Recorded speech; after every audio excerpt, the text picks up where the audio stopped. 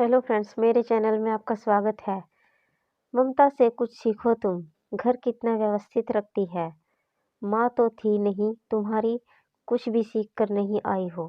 एक भी काम ढंग से नहीं आता, क्या क्या सिखाऊं इसे। सोचा था बहू आएगी तो कुछ तो आराम मिलेगा, लेकिन मेरे तो नसीब ही फूट गए। बड़ी भाभी किस्मत वाली है जो ममता जैसी बहू मिली, पूरा घर संभालती है।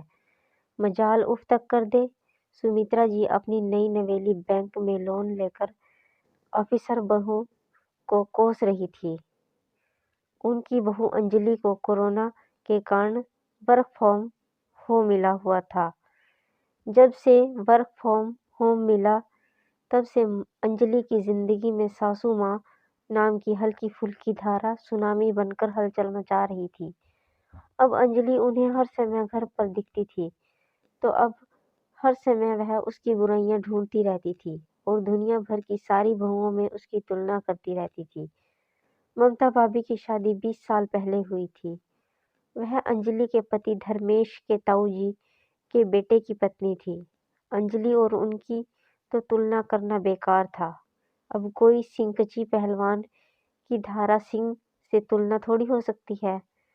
अब अगर मछली पक्षी को आकाश उड़ता देख और पक्षी मछली को जल में तैरता देख परस्पर तुलना करे तो दोनों को ही अपने आप कमियां नजर आएंगी, जबकि दोनों में ही अपनी जगह कई खूबियां हैं। इसलिए ममता भाभी और अंजलि की तुलना करना बिल्कुल बेमानी थी।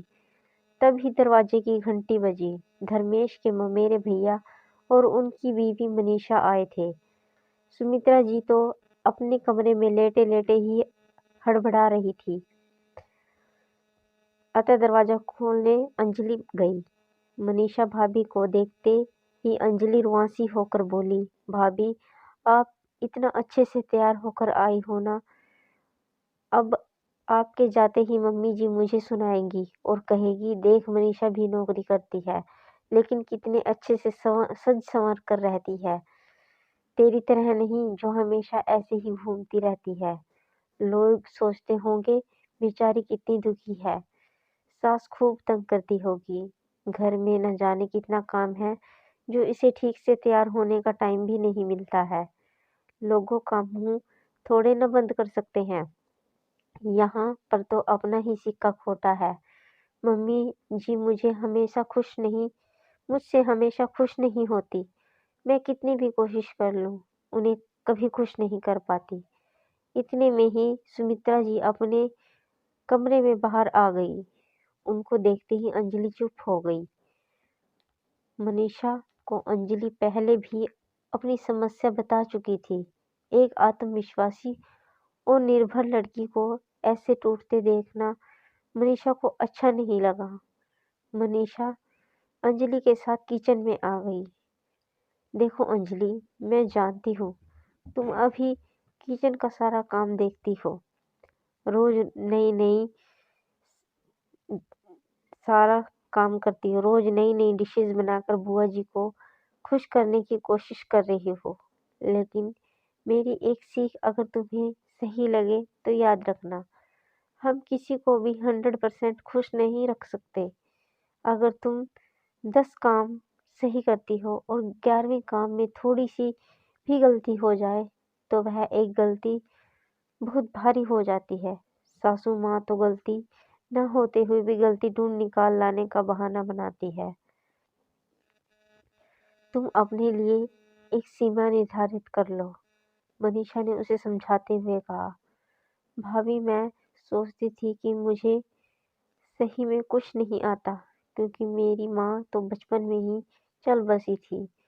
सोचा था सासू माँ में ही मुझे अपनी माँ वापस मिल जाएगी, लेकिन ऐसा कुछ नहीं हुआ। मम्मी जी तो मुझसे हमेशा ही नाराज रहती है। आप किन सीमाओं की बात कर रही हो अंजलि?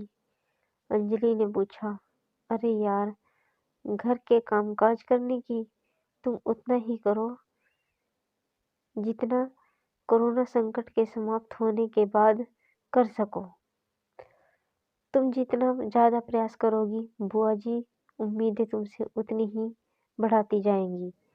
तुम उम्मीदों पर खरा उतरने के लिए अपने आप को पूरा गला भी दे दो ना, तब भी उम्मीदें किसी की पूरी नहीं कर सकती। इसलिए उतना ही करो जितना तुम अपनी क्षमताओं के अनुसार कर सकती हो। सासू माँ तो है ही एक ऐसा इंसान जिसे तो शब्द भगवान भी कभी खुश ना कर पाए। मनीषा ने मुस्कुराते हुए कहा, भाभी आप शायद सही कहती हो। अंजलि ने कहा, अरे अंजलि, चाय बना रही है या बीरबल की खिचड़ी? ममता तो अब तक चाय पानी पिलाकर खाना भी बना देती। ऐसी फुर्तीली औरत मैंने आज तक भी नहीं देखी। सुमित्रा बोल रही थी। कुछ भी कर लो सासू माँ तो बुराई ढूंढ ही लेगी। तो फिर परेशान क्यों होना है? अंजलि और मनीषा दोनों ने एक साथ कहा और खिलखिलाकर हंस पड़ी। तो गाइज मेरी कहानी आपको कैसी लगी? तो please like share and subscribe कीजिए और कमेंट करके बताइए।